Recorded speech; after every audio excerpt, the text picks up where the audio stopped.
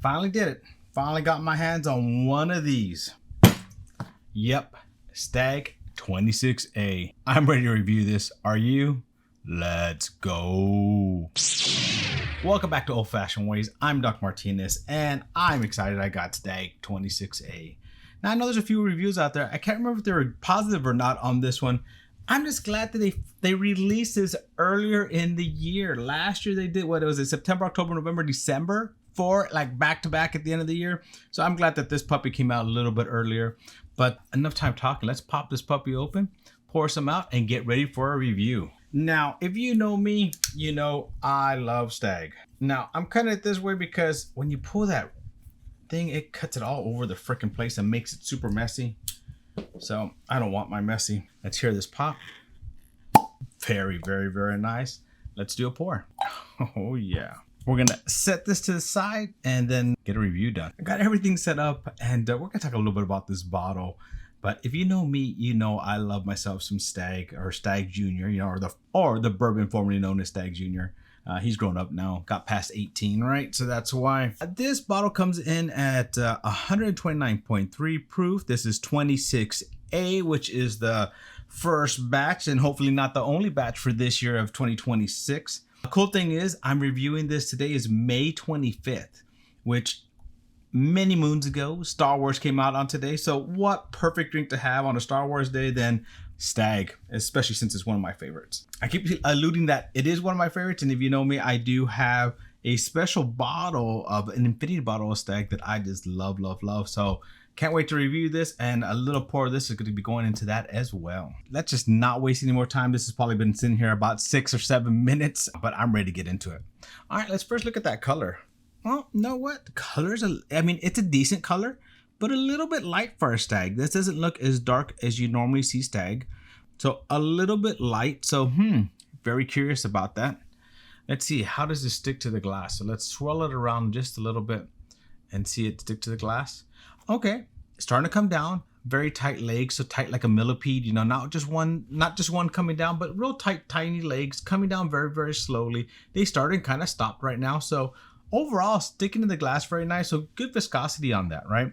But let's go in for that first one, aroma. All right, let's go in for that. Ooh, that actually smells extremely good. Smells sweet. It smells sweet. Now, this is a 129.3 proof.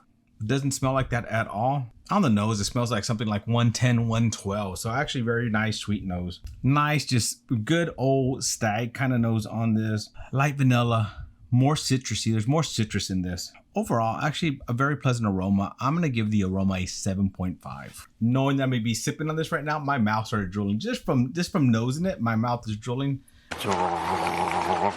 Because it knows what's coming next. Now, last year, my favorite one was 25D. So I'm kind of seeing, I kind of want to know what this compares like to that. So, all right, let's go for that first sip. Cheers. A little bit spicy, sweet, citrusy. Proof, you do taste the proof there. It's my first pour of the day. No warm up, nothing else in my palate. And you do feel it. You do have those flavors kind of went through kind of quickly. But sometimes that happens with the first pour. So for that first pour, I'm going to give that a 7.2. All right, complexity. I'm going to leave it in my mouth a little bit longer, kind of swish it. I'm going to leave it in my mouth a little bit longer, let it sit there, let my tongue acclimate a little bit more and kind of get more of those flavors. So that's what I'm going for next. Let's go in for that. That one definitely more Stag-ish. Spicy still up front, and still a little bit spicy. I'm getting a nice, now I'm getting that hug, so I'm getting a nice hug. Ooh, this one has more baking spices, kind of pepper up front than most Stags do. Goes into a little bit of caramel notes, a little bit of that citrus notes. There's a little bit of something in the background. I'm hoping I pick it up in the next one. Then it kind of just nice hug on you. So we're gonna talk about mouthfeel because I keep thinking about the mouthfeel right now. Complexity, a little bit quick, but it's still nice. It's still a Stag, but a little bit faster than what I like my Stags. I like it just to sit there in my mouth a little bit longer. But we'll get into so for complexity, I'm gonna give that a 7. Mouthfeel. Let's go in for that mouthfeel. There we go. On that one, the spicy's going away a little bit. It's still there. You're starting to get that better mouthfeel. My mouth is drooling.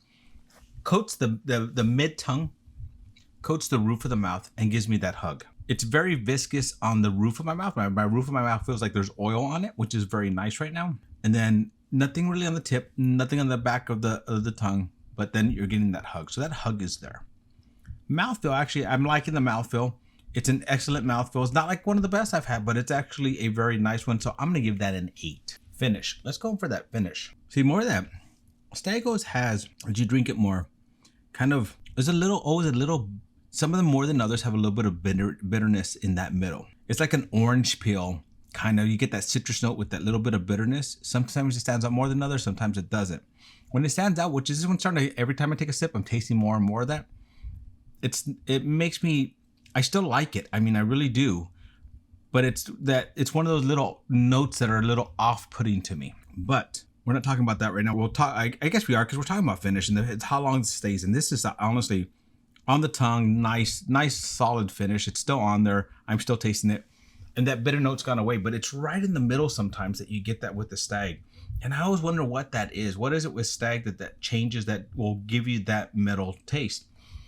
I think sometimes it also goes away once you let the bottle kind of air out, and some of that little kind of weird funk in the middle goes away. But for this finish, still there. It's not as strong as it was just a minute ago, but it's still there.